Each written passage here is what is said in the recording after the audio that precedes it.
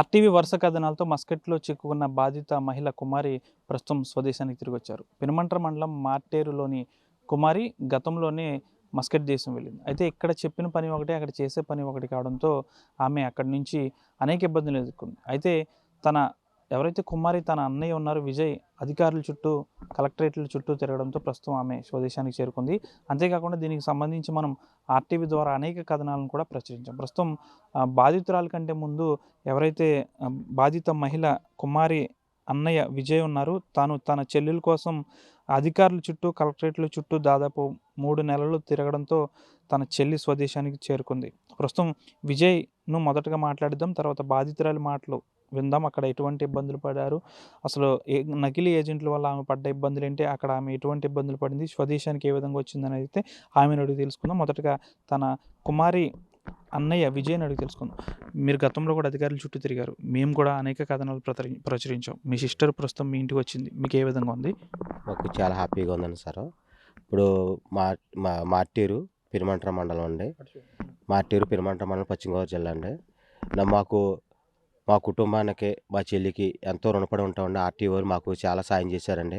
మా కుటుంబం చాలా హ్యాపీగా ఉందండి. మా చెల్లి చాలా కష్టాలు పడిందండి అక్కడ. ఇప్పుడు డిపార్ట్మెంట్ వారు, కలెక్టర్ వారు, డిఎస్పీ, ఎస్పీ గారు, డిపార్ట్మెంట్ వారు అందరూ, పోలీసు వారు, డిపార్ట్మెంట్ అందరూ హెల్ప్ చేసి పెట్టి మాకు చాలా న్యాయం చేసి పెట్టారండి. మా చెల్లి మా ఇండియా వచ్చిందని, మా చెల్లి మాకు క్షేమంగా వచ్చింది. మాకు చాలా హ్యాపీగా ఉందండి.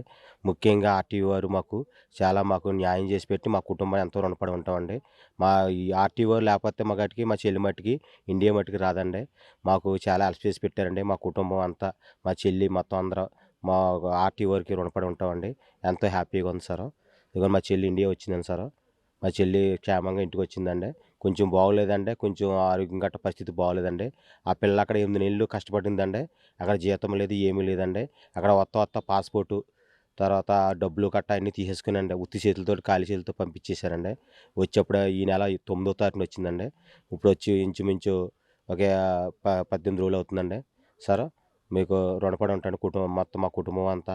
గవర్నమెంట్ గతంలో మనం ఒక రోజు వీడియో కాల్లో మాట్లాడాం ఇక్కడ నుంచి, ఆ తర్వాత రోజు నుంచి అసలు ఫోన్ కాంటాక్ట్ లేదు ఆమె నుంచి. అంటే అప్పటి నుంచి ఎక్కడ ఉంది ఆమె? అప్పటి నుంచి అండి అక్కడ మస్కట్లోనండి పోలీస్ స్టేషన్లో మన పోలీస్ స్టేషన్ జైల్లో ఉందండి. జైల్లో పెట్టి అక్కడ కేసు పెట్టి అక్కడ ఆ పిల్లని అక్కడ కోర్టులో ఉంచారండి. అక్కడి నుంచి జైలు నుంచి కోర్టు నుంచి జైలుకి తీసుకురావటం, అక్కడి నుంచి మళ్ళీ రియల్గా ఆర్టీఓ వారు రియల్ వేయడం వల్ల ఇంతకుముందు రియల్ వేసారండి. ఆర్టీఓ వారు రియల్ వేస్తే అది రియల్ తీసేశారండి. తర్వాత ఏం చేశారంటే మన ఆర్టీఓ వారు ఏమంటే మా చెల్లి ఇంకా రాలేదు, ఇప్పటికి 4 నెలలు అయిపోతుందని చెప్తే రియల్ మీ ఆర్టీఓ వారు వేస్తాం వల్ల రియల్ అక్కడ రియల్ అవ్వటం వల్ల, ఆ యూట్యూబ్ రియల్ సెల్లో గట్ట రియల్ అవ్వటం వల్ల మా చెల్లి బయటకు వచ్చిందండి. ఆర్టీఓ వాళ్ళ దయ వల్ల మా చెల్లి క్షేమంగా ఇంటికి వచ్చిందండి. బాధితురాలు కుమారితో మాట్లాడదాం. మొదటిగా అసలు అక్కడ ఆమె కొన్ని విషయాలు అయితే మనతో ఇంతకుముందు చెప్పారు. ప్రస్తుతం ఆ మాటలు విందాం. అక్కడ ఒక మహిళ పొట్ట చేత పట్టుకుని అక్కడికి వెళ్తే అక్కడ వాళ్ళు బయట దేశస్తులు పెట్టే బాధలు చాలా వర్ణనైతే మనం చెప్పాలి. బాధిత మహిళ కుమారి ఉన్నారు. అసలు మీరు ఎప్పుడు వెళ్ళారు, ఇక్కడ చెప్పిన పని ఏంటి, అక్కడ చేసింది ఏంటి? ఇక్కడ క్లీనింగ్ అని వెళ్ళానండి నేను. క్లీనింగ్ అని అంటే అక్కడ వంటకు పెట్టారండి, పెద్ద వంట పెట్టారండి. ఒక 50 మందికి 60 మందికి ఉండేలాగా మస్కట్లో పెడతండి. అక్కడ నేను వంట చేశానండి. అక్కడ క్లీనింగ్ పని అని చెప్పి మీరు వెళ్ళారు. ఇక్కడ క్లీనింగ్ అని చెప్పి తీసుకెళ్ళి ఇక్కడ వంటకు పెట్టారండి. మొత్తం 6 ఫ్యామిలీకి వంట పెట్టారు. 6 కుటుంబాలు. దాదాపు ఎంతమంది? ఒక్కొక్కరు 8 మంది, ఒక్కొక్కరు 12 మంది, ఒక్కొక్కరు 18 మంది అలా పెట్టారండి. అందరికి మీరే ఉండాలా? మేమే ఉండాలండి. నేను ఒక్కరిదానేనండి అంతమందికి. లక్షవారం శుక్రవారం వస్తే నిద్ర ఉండేది కదండి. నైట్ 3ంటికి 5 అయిపోయిందండి నా రూమ్కి వచ్చేటప్పటికి. ఒక్కరే అంతమందికి ఉండేవారు? ఒక్కరిదానేనండి. మీరే కూరగాయలు కడగడం, మీరే రైస్ వండడం, కట్ చేసుకుంటాం, మేమే రైస్ వండుతామండి. సామాన్లు అన్నీ మేమే కడగటం, అంత పని అంతా ఒక్కరిదానే అండి. మీ ఏజెంట్ అలా ఇట్టింది అలా చెయ్యాలన్నారండి అక్కడ. మరి అక్కడ మీరు పని చేశారు, ఒక నెల అయిన తర్వాత జీతం అడుగుతారు కదా, అడిగితే వాళ్ళు ఏమన్నారు? అడిగితే మీ ఏజెంట్ ఆవిడ ఇవ్వద్దు అన్నారు. ఆవిడ వచ్చాక ఇస్తాను జీతం అన్నారండి. లక్ష్మి గారండి ఆవిడ ఎట్టిందండి. మా అమ్మ నేను పని చేస్తే నెల అయిపోయింది కదా, 2 నెలలు అయిపోయింది, మరి నాకు డబ్బులు ఇవ్వండి అని అంటే మీ ఏజెంట్ ఇవ్వద్దంది, ఆవిడ వస్తుంది అప్పుడు ఇస్తాను అన్నారండి. అంటే అక్కడ మిమ్మల్ని 1500 రియాలకి ఎంతో అమ్మేశారు అంటున్నారు, అదే ఎంత వస్తుంది? అదే అక్కడ డబ్బు అయితే అండి 1500 అండి. ఇంకొకరికి అమ్మిందేమో అండి 1600కి అమ్మేశారు. అక్కడి నుంచి ఇంక వేరే దిక్కండి ఇంకా వేరే ఇల్లు మార్చారండి. మళ్ళీ నేను వంట చేయలేకపోతున్నాను అంటే ఇవ్వండి చేతులు కట్టి కాలిపోయాయండి. నాకు పెద్ద పెద్ద డేక్సలు ఒక్కదానికి సపోర్టివ్ నేను దింపలేకపోయానండి. హెల్ప్ రమ్మంటే ఎవరో రారు, నువ్వు ఒక్కదాని వంటకు వచ్చావు అని అన్నారండి. ఇక్కడ ఒక 5-6 ఉండడమే చాలా గగనం. మరి మీరు అంతమందికి అసలు అక్కడ ఎంత బాధపడ్డారు అనుకోవాలి? చాలా బాధపడ్డానండి. ఇల్లు మారుతాను అనగానండి మార్చలేదండి. వారం చూడమంది, 2 రోజులు చూడమందండి. ఫస్ట్ 2 రోజులు చూశాను, మళ్ళీ వారం అందండి, వారం చూశాను, మళ్ళీ 2 నెలలు చూశానండి. మళ్ళీ 2 నెలలు కూడా దాటి 15 రోజులు అయింది. నాకే హెల్త్ బాగోలేదండి, బాగా నీరసం అయిపోయాను. ఇంకా నాకు జ్వరం వచ్చేది, రూమ్లో పడుకుంటే వాళ్ళు ఫుడ్ కూడా పెట్టలేదు. తర్వాత నేను ఆవిడకి కాంటాక్ట్లోకి వెళ్ళి, లక్ష్మి గారు నా పరిస్థితి ఇలాగ ఉంది, మీరు పట్టించుకోవట్లేదు, ఎందుకు ఇలా వదిలేశారు అంటే ఆవిడ కూడా స్పందించలేదు. మీ పని మనిషి పడుకుంది రా అంటే అప్పుడు వచ్చిందండి. వచ్చి 3వ రోజు వచ్చండి ఆవిడ మామకి ఇలాగెలా చెప్పండి, మళ్ళీ తీసుకుపోయి వేరే ఇంట్లో పెట్టేసిందండి. ఆ ఇంట్లోని 7 నెలలు చేశాను కానీ వాళ్ళు డబ్బులు ఇవ్వలేదండి. అంటే మీరు ఆ టైంలో చాలా మంది తెలుగు వాళ్ళు కూడా ఉంటారు కదా అక్కడ, వాళ్ళని ఎవరిని సంప్రదించలేదా? మీరు బయటికి రావడానికి లేదా? రావడానికే లేదండి, అస్సలు బయటికి రావడానికే లేదండి అవకాశం. ఆ ఇంట్లోనే ఏ విధంగా తప్పించుకొచ్చారు ఇంట్లో? మళ్ళీ ఆ ఇంట్లో నుంచి వేరే ఇంట్లోకి నన్ను అమ్మేశారండి. మళ్ళీ అమ్మేశారు వేరే ఇంట్లోకి. నాకు కూడా తెలీదు.